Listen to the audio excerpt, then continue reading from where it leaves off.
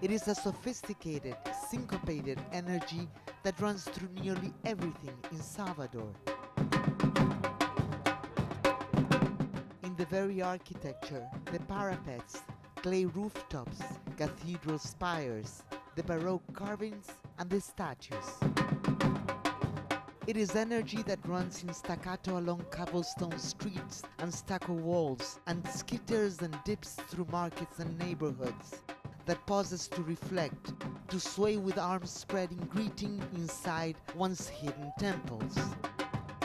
It soars along a coastline that faces the continent of its origin. And during its annual Carnival, a uniquely Brazilian moment of spiritual freedom, it explodes into fragments of color, shadow, and frenetic movement, erupting from a people who sing to their orishas and their kidnapped ancestors in a single voice. It is an energy that does not forget, and everywhere, in everything, whispers one word: Africa.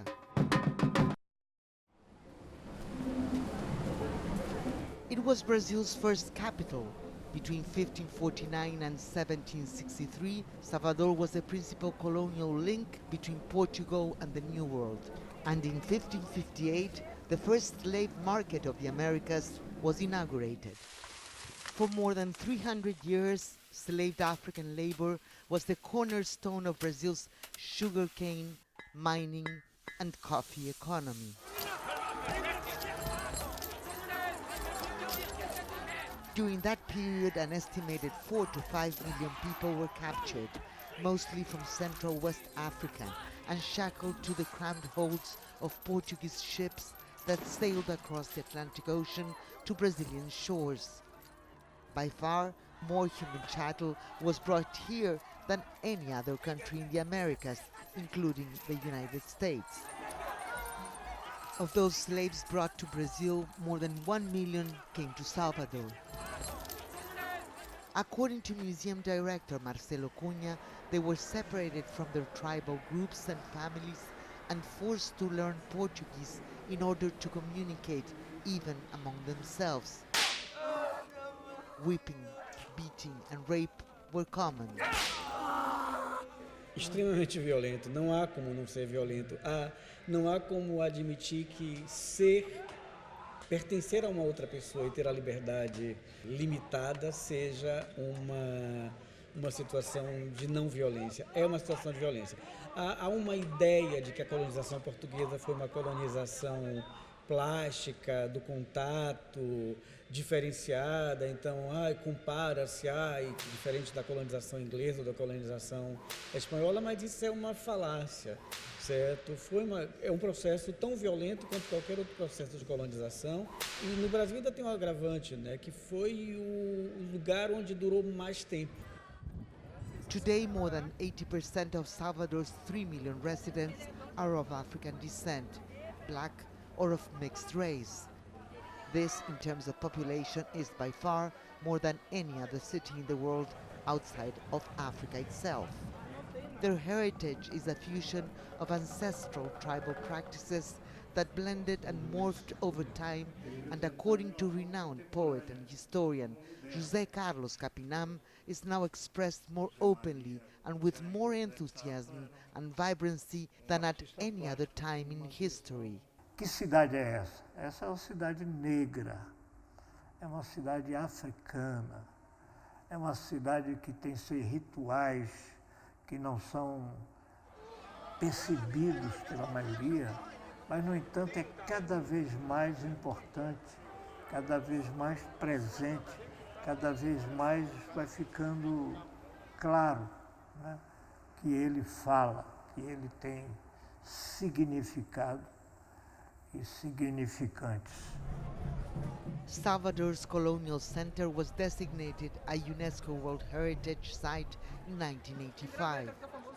The idea was to preserve the wide variety of Renaissance architecture found in its hundreds of churches and colorful houses. Some of the finest European craftsmanship is on display. Marble, wood, gilded saints and angels. It is a reflection of the vast wealth Portuguese slave owners reaped in the New World. But in many ways, it is a European facade that for centuries masked a much larger culture, one that found creative ways to peek through the cracks, sometimes hidden in plain sight.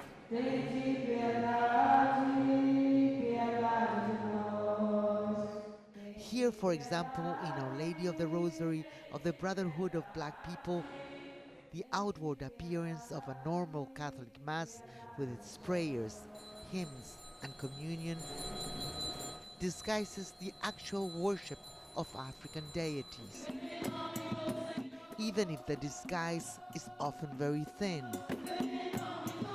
Constructed over almost 8 decades, the church was completed in 1780. Almost all of the saints on these walls represent an Orisha or African deity. Saint Benedict is Osain, the guardian of sacred spiritual and medicinal plants. The Virgin Mary, Iemanjá, the sometimes capricious and vain goddess of the sea. Called syncretism in some circles, this duality of ritual has a greater or lesser degree of belief blending in each of the Afro-Brazilian religions. Here, bearing offerings and burning incense, one can find followers of both Candomblé and Umbanda. According to spokesperson Analia Santana, some of them are leaders of their temples, the mothers and fathers of saints. Essa irmandade, ela é um lugar de resistência, lugar de religiosidade. E essa religiosidade católica com elementos da cultura afro-brasileira e africana. Então, o legado que os nossos antepassados trouxeram, a gente procura preservar e manter o patrimônio material, o patrimônio imaterial e está dialogando com essa religiosidade afro-católica. Indeed, the Church continues a centuries-old practice of providing a public forum for radically different cosmologies. Such forums were rare in colonial Brazil, and practitioners of Afro-Brazilian religions, at the risk of whipping or even death, were most often forced into clandestine temples or to perform their rituals secretly at night, deep in forests. But things started to change in the mid-1940s with a constitutional reform that enshrined religious diversity in Brazil. Neighborhood mines and pais de santo, saint mothers and fathers, were openly consulted and ceremonies were cautiously tolerated. There was an awakening both inside and outside Brazil as photographs such as these began to appear. While public display of Afro-Brazilian culture was theoretically lawful, in practice it was aggressively repressed, especially during Brazil's military dictatorship until its end in the mid-1980s.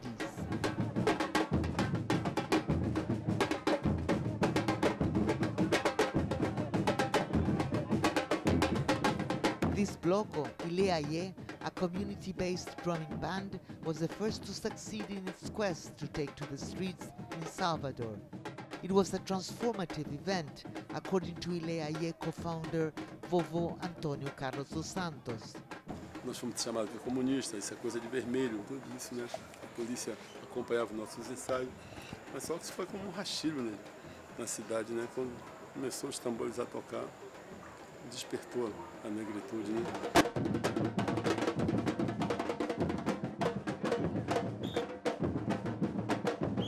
Emerging from a clandestine, centuries-old Candomblé society, Ileaie is symbolic of the renaissance of Afro-culture in Brazil. Now with international acclaim, it is the subject of songs and the inspiration of dozens of all-black blocos across the country. According to spokesperson Uyara Lopez, events such as this one correspond to important dates on the Candomblé calendar. Agora, por exemplo, vai acontecer o ritual que vai para a saída do Ileaie, é um ritual que tem os pombos, tem um ritual que acontece aqui para vestir a deusa do ébano, né? Então esse ritual vai acontecer daqui a pouco É um ritual que enaltece a condição dela enquanto deusa e a protege para a saída e ao bloco para a saída na avenida também. Drawing its name from an African term that roughly translates to a home for everyone, Ileaye has experienced an explosion of community participation and enthusiasm from its base in Liberdade, which means freedom. And, says Olivia Santana, Bahia's first black congresswoman, the message is clear. Sai com uma agenda de luta contra a intolerância, uma agenda de promoção da igualdade, uma agenda que mostra que nós, negras e negros, temos uma história positiva, uma história afirmativa e não apenas a história do navio negreiro. Tem algo anterior ao navio negreiro e tem algo posterior ao navio negreiro, que é a resistência, a nossa capacidade de sobreviver em um país racista.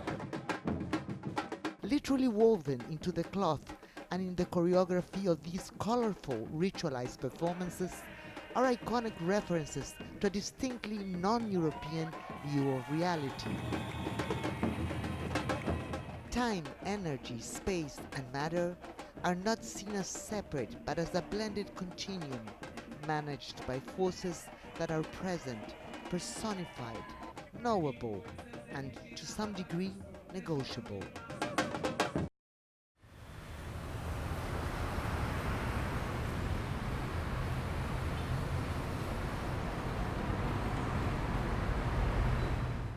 These forces are embodied in the orishas, depicted throughout the city in stylized art, with color, fabrics, and shapes representing their various divine powers.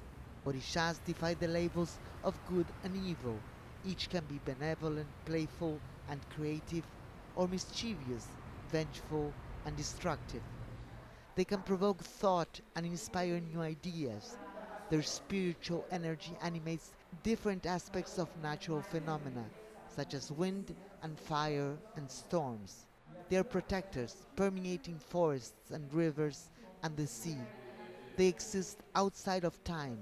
According to followers, not only does every person fall under the influence of one particular orisha, that orisha is intimately present and active in all things in a person's life, so present in fact that with practice and through ritual such as performed in this Candomblé temple, the orisha can take over a follower's physical body.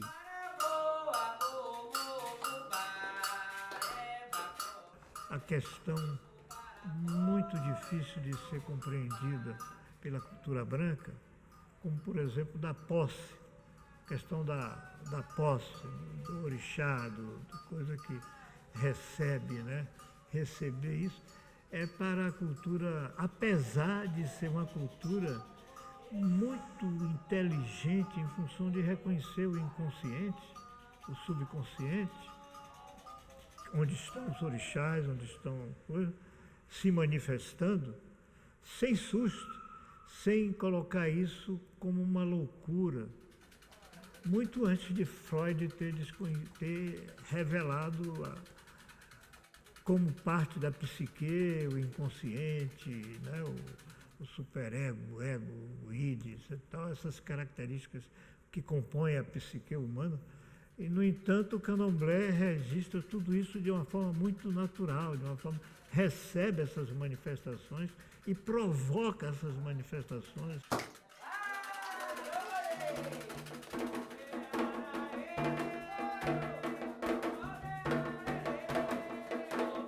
There are no texts, no scriptures in Candomblé or in any of the other Afro-Brazilian religions. Knowledge and practice have been passed down through saint mothers and fathers for generations. And while there is no proselytizing, the number of temples has increased significantly, with more than 1,000 estimated to exist in the city. Followers arrive freely, uncoerced by fear, now from a broad spectrum of social and racial backgrounds.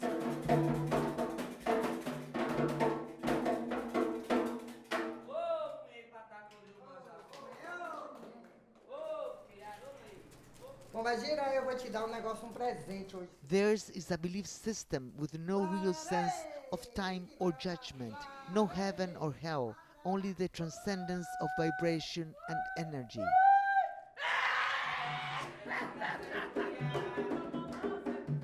It is rhythm that creates the connection between the realms, and according to Saint Mother Iracide Souza, it is highly developed awareness and sensitivity that allows followers to fulfill their destiny. O candomblé veio, os rituais, quem trouxeram foram os africanos, né? Através dos escravos. E eles não tinham autorização dos seus donos, né, de praticar. Então, eles se escondiam, sim, e através da dança dos atabaques, eles se comunicavam. Nós estamos saudando eles, chamando eles para que venham nos proteger, que traga paz para a nossa casa, o povo que procura nossas casas, porque é através disso que ele nos escuta. It is this polytheistic, animistic understanding that informs so much of daily life in Salvador.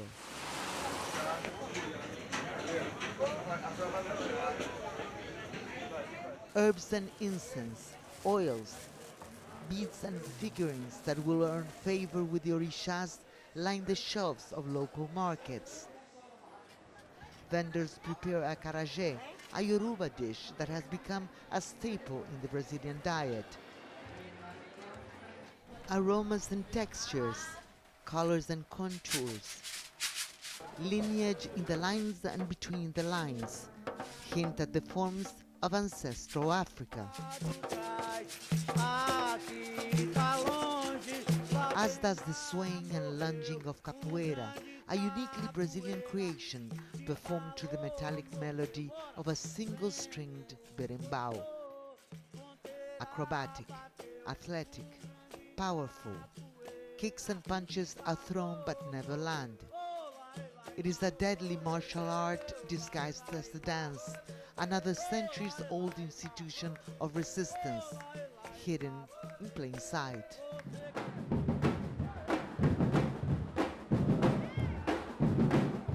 And everywhere the sound of drumming. Complex polyrhythms, some dating back to pre-colonial Africa, some developed over centuries and even recent decades here in Salvador, calling out and connecting the old to the new with a freedom and energy that has only very recently been expressed. Essa maneira de expressão que temos aqui, de você com a percussão, com a coisa rítmica, né? É o legado das matrizes afro-brasileiras, né? Dos povos de África que vieram para o Brasil, né? Da nossa formação, tá no sangue, tá na expressão, no DNA, por assim dizer, né? Dessa memória, né? But it is during Carnival, a yearly event ironically dictated by the Catholic calendar, that the thunder of Salvador's African roots is heard loudest.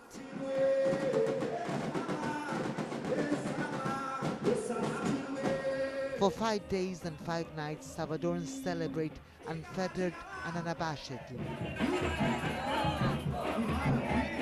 Packed along the avenues of parade routes, the revelers watch as muses and maids mingle with princesses and princes, and warriors and hunters. Orishas are honored and hold court, playfully taunting followers with their defiance and power.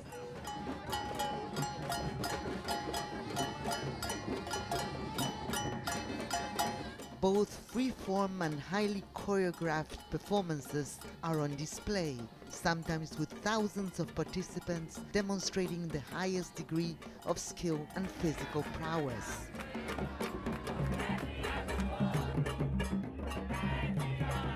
And the drumming hums, and the drumming pounds, relentlessly, hypnotically. On top of modified tracks called trio eléctricos, artists sing original songs to a world without conflict, to the beauty and power of nature, and to a history that only recently has been acknowledged. Of these, Margareth Menezes is perhaps Salvador's most famous daughter, legendary for her raw vocal power, Africa-themed lyrics, and devoted following. Essa música que a gente faz hoje no Brasil não é mais não é uma música purista africana. A música africana tá lá, se você for, vai ver como é que é o negócio, né? De várias, as linguagens várias. A nossa música, ela já tem mais outros elementos da contemporaneidade. É uma música que tem já uma conversa assim que você... A comunicação é incrível, né? A base é africana, mas a comunicação é uma comunicação contemporânea muito grande. It is not Africa, but Africa is here, in the palpable euphoria and authenticity of Salvador's Carnival celebration, something that is rare in the world, reflecting a city with a growing sense of its deeply rooted identity. So, in many ways, almost 500 years after its founding, the story of Salvador feels like it has only just begun.